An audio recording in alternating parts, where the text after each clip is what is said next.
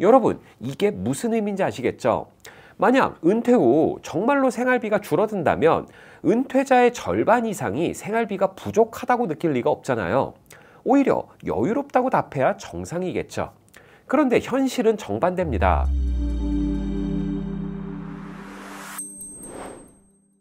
안녕하세요. 연금으로 전 국민이 부자 되는 그날까지 연금부자연구소 양희섭 소장입니다. 얼마 전에 50대 중반의 지인을 만났는데요. 은퇴 준비를 착실하게 해왔다고 자부하시던 분이었습니다. 그런데 실제로 필요한 노후 생활비를 계산해 보셨는데 앞이 깜깜해졌다고 하시더라고요. 정확하게 계산해 보니 내가 지금까지 모은 돈으로는 10년도 못 버틸 것 같아서 문득 두렵더라고요.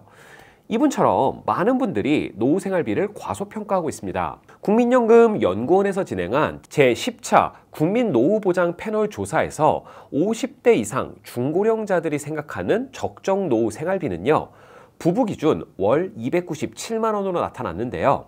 과연 이 금액이면 정말 충분한 걸까요? 오늘은 여러분들이 반드시 알아야 할 은퇴 후 노후 생활비의 중요한 진실 5가지를 알려드리겠습니다. 끝까지 보신다면 정확한 노후 생활비를 계산하는 방법까지 알려드릴 테니까 놓치지 마시고요. 좋아요와 구독은 영상 제작에 큰 힘이 됩니다. 많은 분들이 착각하시는 게 있는데요. 은퇴하면 생활비가 줄어들 거라는 환상입니다. 2023년 통계청 가계금융복지조사에 따르면요. 은퇴 후 2인 가구 기준 월 평균 적정 생활비는 324만 원으로 나타났는데요. 더 중요한 건 이 다음이었습니다. 가구주가 은퇴한 가구 중에서 생활비 충당이 여유 있는 가구는 겨우 10.5%에 불과했고요. 생활비가 부족한 가구가 무려 58.4%나 된다는 겁니다. 여러분, 이게 무슨 의미인지 아시겠죠? 만약 은퇴 후 정말로 생활비가 줄어든다면 은퇴자의 절반 이상이 생활비가 부족하다고 느낄 리가 없잖아요. 오히려 여유롭다고 답해야 정상이겠죠. 그런데 현실은 정반대입니다. 10명 중 6명이 생활비가 부족하다고 하는 거예요. 왜 이런 현상이 나타났을까요? 은퇴하면 출퇴근 비용이나 직장 관련 지출이 줄어들지만 새롭게 늘어나는 항목이 있기 때문인데요. 대표적인 게 의료비와 여가 비용입니다. 특히 의료비는 나이가 들수록 더 많아질 수밖에 없죠. 건강보험공단 자료에 따르면 65세 이상 고령자는 1인당 진료비가 522만 원, 그 중에서 본인 부담 의료비가 약 123만 원인데요. 결국 은퇴 후 생활비가 줄어든다는 건 환상이고요. 실제로는 똑같거나 오히려 늘어나는 경우가 많다는 게 통계로 증명된 사실입니다. 제가 최근에 만난 은퇴자분이 이런 말씀을 하시더라고요. 직장 다닐 때는 주말에만 골프를 쳤는데 지금은 월요일부터 금요일까지 뭘 해야 될지 모르겠어요. 은퇴 전에는 토요일, 일요일만 여가 생활을 했다면 은퇴 후에는 매일이 여가 시간이 되는 거죠. 당연히 문화생활비, 취미활동비가 늘어날 수밖에 없습니다. 실제로 은퇴 전 월 50만 원 정도 쓰던 문화 레저비가 은퇴 후에는 100만 원 이상으로 늘어나는 경우가 많은데요. 이건 사치가 아니라 필수입니다. 은퇴 후 우울증을 예방하고 건강한 노후를 보내려면 적극적인 여가 활동이 필요하니까요. 은퇴하면 집에 있는 시간이 늘어나죠. 당연히 전기요금, 냉난방비가 증가할 수밖에 없습니다. 생각해보세요. 직장 다닐 때는 아침 8시에 나가서 저녁 7시에 들어오니까 낮 시간에는 집이 비어 있잖아요. 에어컨이나 난방을 꺼놓고 나가죠. 그런데 은퇴하면 어떻게 되나요? 하루 24시간 집에 있게 되는 거예요. 여름에 에어컨, 겨울에 난방을 하루 종일 틀어놓을 수밖에 없다는 거죠. TV도 더 많이 보게 되고 컴퓨터도 더 오래 켜놓게 됩니다. 제가 아는 은퇴하신 분이 이런 말씀을 하시더라고요. 관리비 고지서 보고 깜짝 놀랐어요. 전기요금이 이렇게 많이 나올 줄 몰랐네요. 그리고 외식비도 의외의 복병인데요. 많은 분들이 은퇴하면 집밥을 먹으니까 외식비는 줄겠지라고 생각하시는데 현실은 정반대입니다. 왜 그럴까요? 부부 둘이서 삼시세끼를 매일 집에서 해먹는다고 생각해 보세요. 아침 차리고 치우고, 점심 차리고 치우고, 저녁 차리고 치우고 하루가 밥하고 설거지하는 것만으로 끝나버립니다. 특히 자녀들이 독립하고 부부만 사는 경우 2명이서 먹을 걸 매일 장보고 요리하는 게 오히려 비효율적이죠. 그래서 오늘은 그냥 밖에서 먹자 하는 날이 늘어나게 되는 겁니다. 은퇴 후에는 계획이 없던 지출이 자주 발생하는데요. 첫째, 자녀 지원금입니다. 자녀가 독립했다고 끝이 아니더라고요. 결혼자금 보태주고 육아비 지원해주고 손주 돌잔치, 입학식, 졸업식 때마다 용돈 주고 끊임없이 지출이 발생합니다. 제가 아는 은퇴자분은 이렇게 말씀하시더라고요. 자식은 독립해도 독립한 게 아니야. 오히려 손주가 생기니까 돈 나갈 일이 더 많아지더라고 라고요. 둘째, 부모님 관련 비용입니다. 요새 100세 시대잖아요. 60대 은퇴에도 80대, 90대 부모님들이 계신 경우가 많습니다. 병원비, 간병비, 요양원비 이런 비용들이 예상외로 많이 들어가죠. 한 분은 부모님 요양원비가 예상보다 많이 나가는데 형제들이랑 나눠내도 부담스럽다라고 하시더라고요. 세 번째, 경조사비인데요. 은퇴하면 경조사비가 줄어들 것 같지만 현실은 다릅니다. 오히려 시간이 많아지니까 이전에 못 갔던 경조사까지 참석하게 되고요. 60대가 되면 친구들, 자녀 결혼식이 몰려있고 70대가 되면 부고가 늘어나기 시작합니다. 젊을 때는 축의금이 많았는데 나이가 들수록 조의금이 더 많아진다라는 쓸쓸한 농담도 있죠. 이런 비정기 지출을 다 합치면 생각보다 큰 금액이 되는데요. 제가 여러 은퇴자분들을 상담한 내용을 월 평균으로 따지면 최소 30에서 40만 원은 예비비로 잡아놔야 합니다. 이런 돈들은 매달 나가는 게 아니라서 평소엔 잊고 지내다가 갑자기 목돈이 필요할 때 당황하게 되는 거죠. 본 광고는 생명보험 광고 심의 기준을 준수하였으며 유효기간은 심의로부터 1년입니다.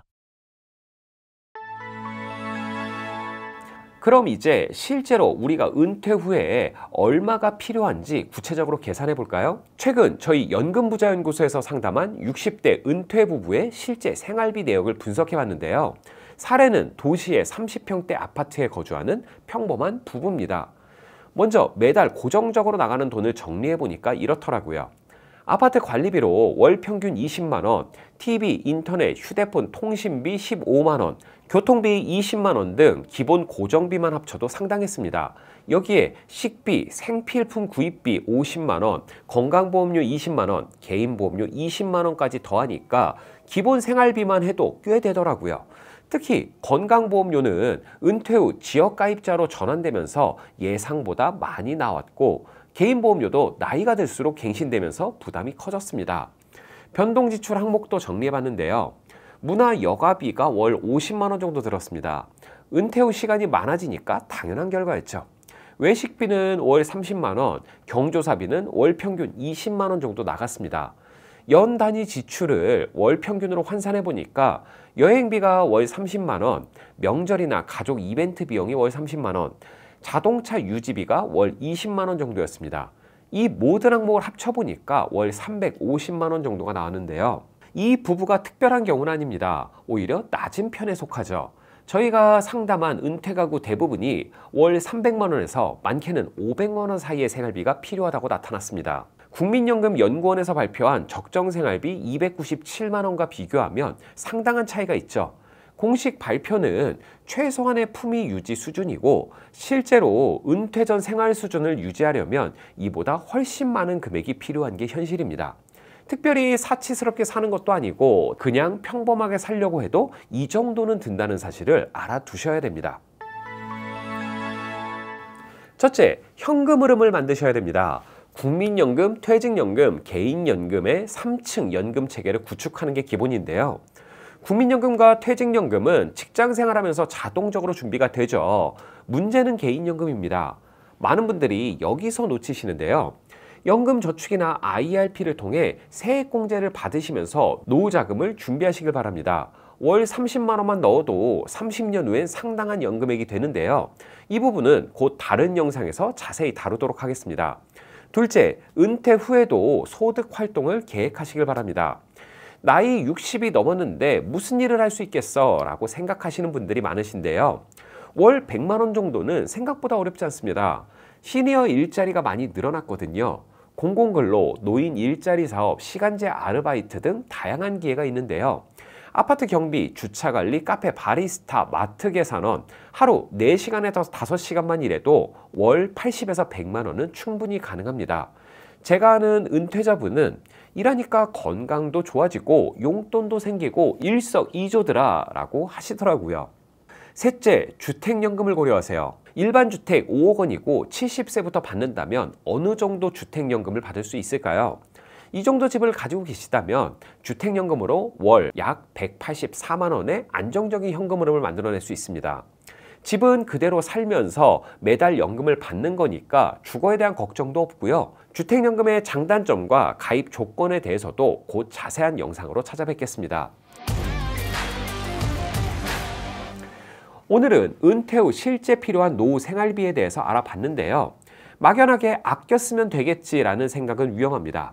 은퇴 후 30년을 살아야 되는 100세 시대 철저한 준비만이 답인데요. 특히 40대, 50대 분들은 지금부터라도 구체적인 노후 설계를 시작하셔야 됩니다. 노후 준비는 빠르면 빠를수록 유리하니까요. 앞으로 개인연금 활용법, 시니어 일자리 찾는 방법, 주택연금 가입 전략 등 실질적인 노후 준비 방법들을 하나씩 자세히 다룰 예정이니까요. 많은 관심 부탁드립니다. 오늘 영상에서 궁금한 부분이 있으신 분들, 노후 준비와 연금 설계에 대해서 상담받고 싶은 분들은 언제든 저희 연금부자연구소 상담센터로 연락 주시길 바랍니다. 저희는 단순히 금융상품을 판매하는 곳이 아니라 여러분들의 안정적인 노후를 설계해드리는 파트너입니다. 특히 배당 투자와 절세를 통한 자산관리 전략으로 잃지 않는 노후 준비를 도와드리고 있으니까요. 부담 없이 문의 주시길 바랍니다. 그럼 다음 시간에 유익한 내용으로 찾아뵙겠습니다. 감사합니다.